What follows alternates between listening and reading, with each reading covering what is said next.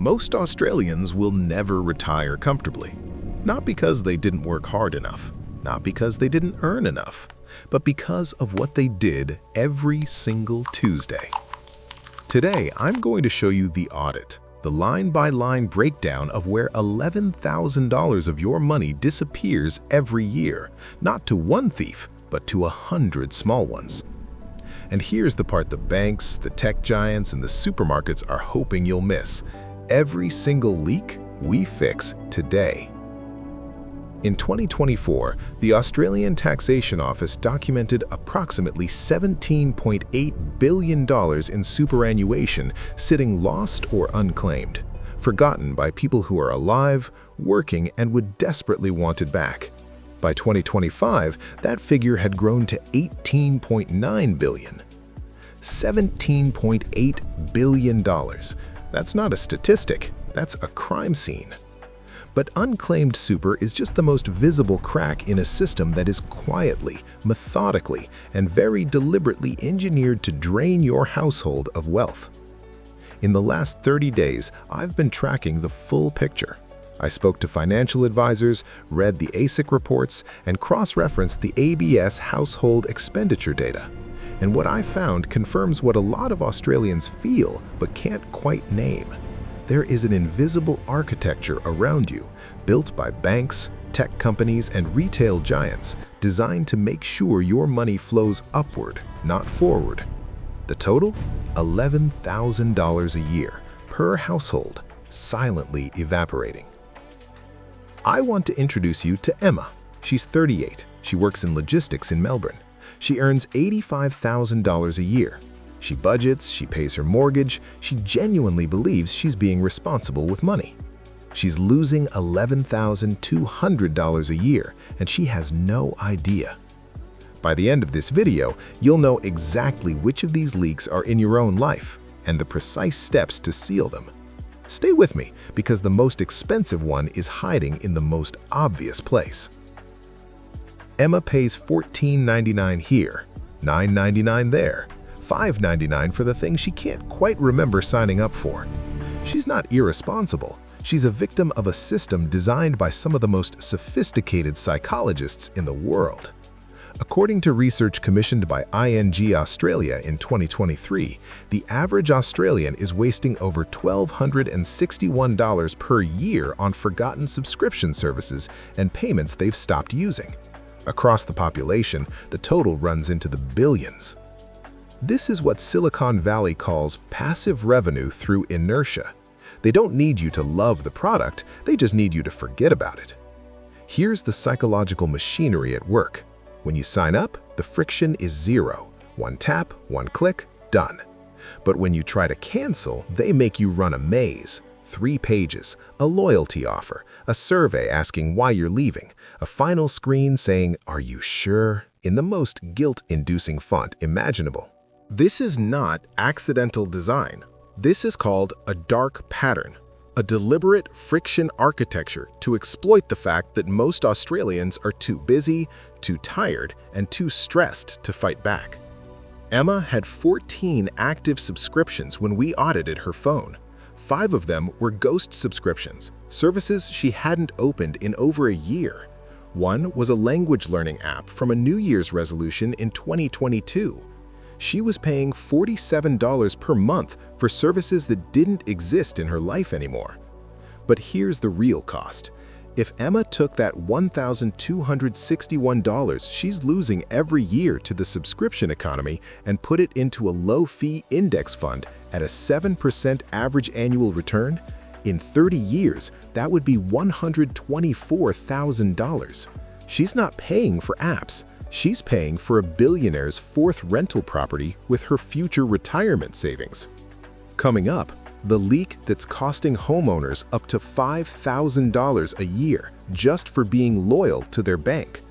Your bank has a policy they don't advertise. The longer you stay, the more you pay. This is called backbook pricing. It is the formally documented, completely legal practice of offering new customers lower interest rates while quietly charging loyal, long-term customers more. On a standard $600,000 Australian mortgage, a 0.56% gap like that is $3,360 every year, just for staying, just for trusting, just for not having had the time to switch. The ACCC, Australia's competition watchdog, raised formal concerns about this exact practice in their 2020 home loan price inquiry. Their findings were unambiguous. Long-term borrowers were systematically paying more than new customers for the same product at the same bank. Regulators called it a structural pricing problem.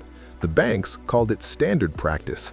That's not a market quirk. That's a formally documented transfer of wealth from loyal families to bank shareholders.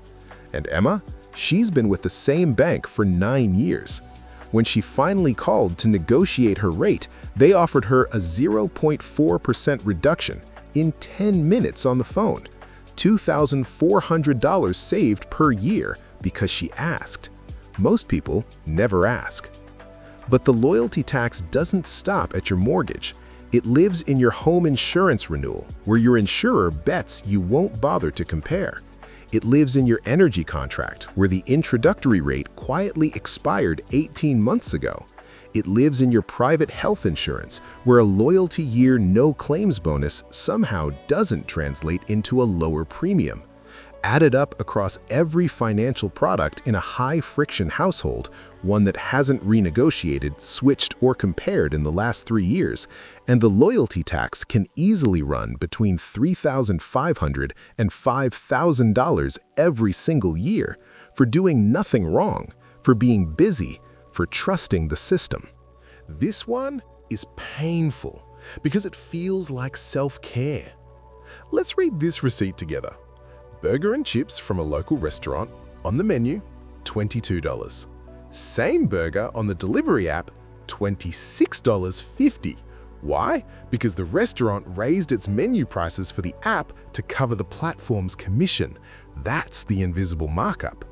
Delivery fee, $5.99, service fee, $3.10, small cart fee because the order was under $30, $1.50, surge pricing because it's after 9 p.m., $2.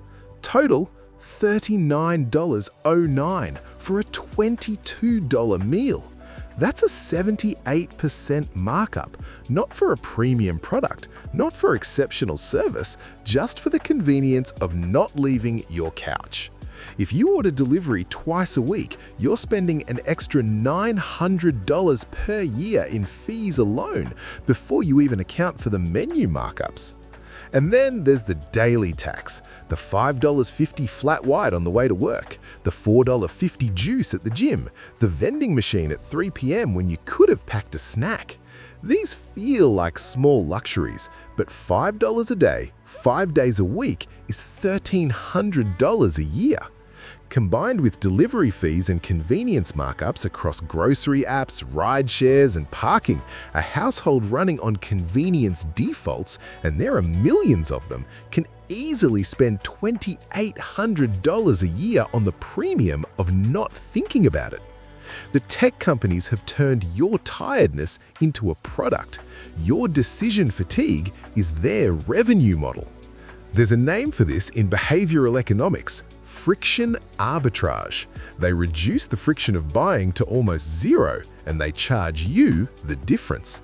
This is the slowest theft of all. You might not feel it for 30 years, but when you do feel it, there's no time left to fix it. In Australia, every employer is required to contribute 11% of your wages into a superannuation account. It's one of the most generous compulsory saving systems in the world. The catch? Most Australians have no idea what's happening inside that account. $17.8 billion documented, growing. If you've worked more than 2 jobs in your life, and statistically most of you have, you likely have multiple super accounts.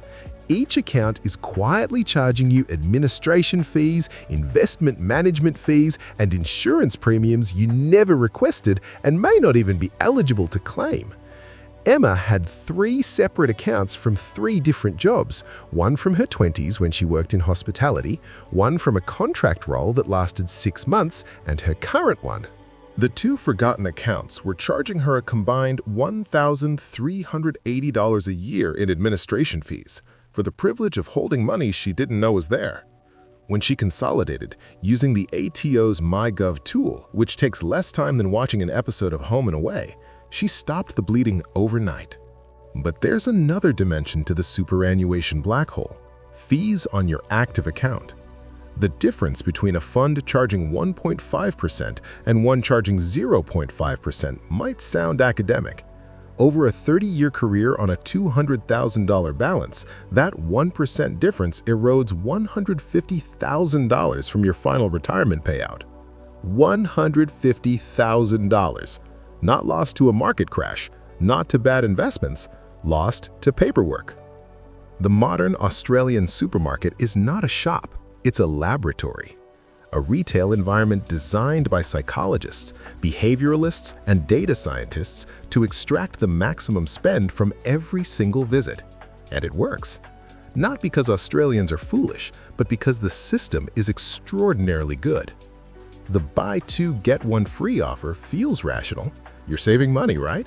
But research from Choice, Australia's independent consumer advocate, consistently shows that bulk buy promotions lead to more food waste, not less, because we buy more than we can consume before spoilage. The average Australian household throws away $2,100 worth of food every single year, roughly 20% of everything they buy. And then there is the brand premium.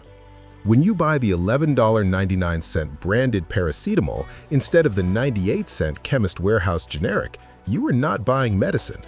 Both products contain the same active ingredient at the same dosage. Both are regulated to the exact same Therapeutic Goods Administration standard.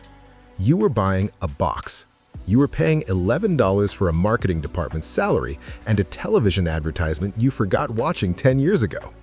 A 2022 Choice study found that across 50 product categories, store brand alternatives outperformed name brands in 34 of them in blind taste and efficacy tests.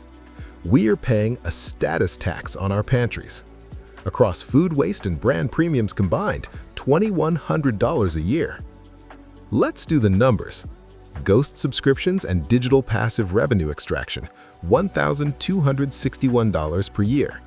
The loyalty tax, mortgage backbook pricing, insurance renewal creep, energy contract drift, $4,000 per year.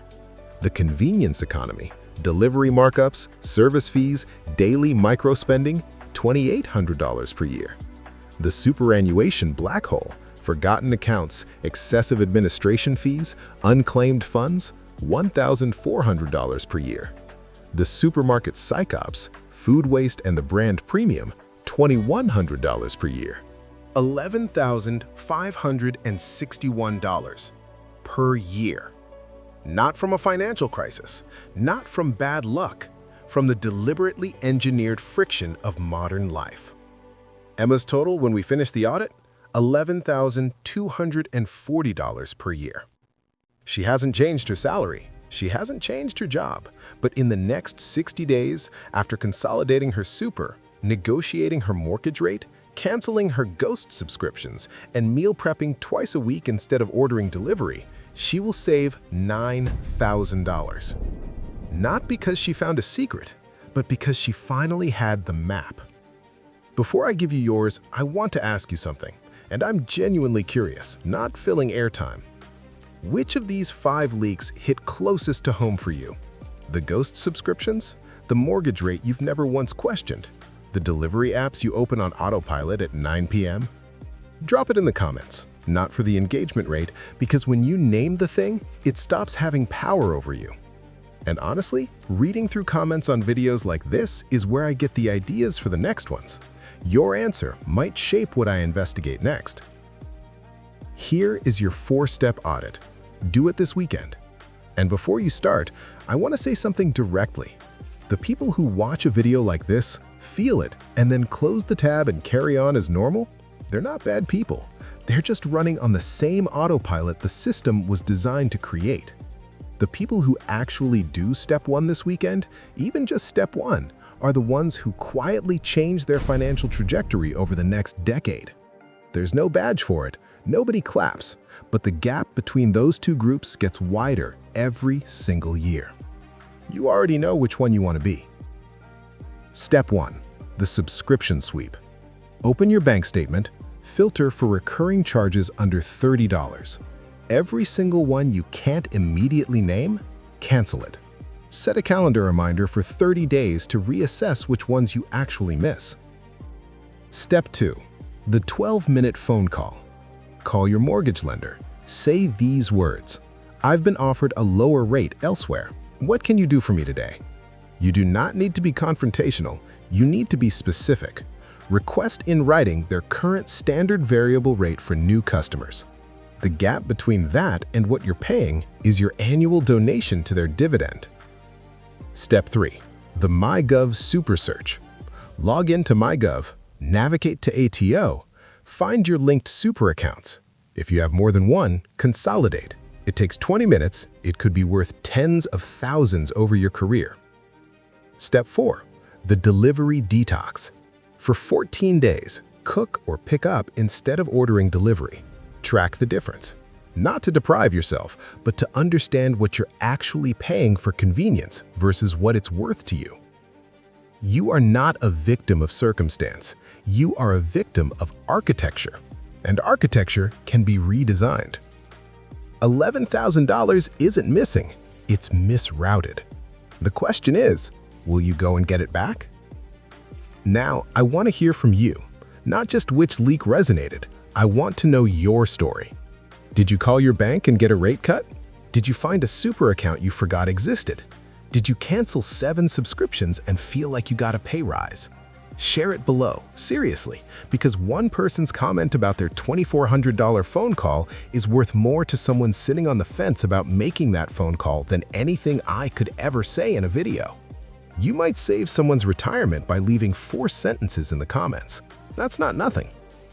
And if you want to know what's coming next, I'm building the companion piece to this, the exact script for the 12-minute phone call with your bank, and a ranked breakdown of the top-performing super funds by fee structure. Not sponsored, not affiliated, just the data. If that's useful to you, the only thing that tells me to keep going is whether you're subscribed, not as a transaction, as a signal. It takes 2 seconds, and it means I keep making content like this instead of guessing whether anyone actually cares. Thank you for watching something real. I'll see you in the next one.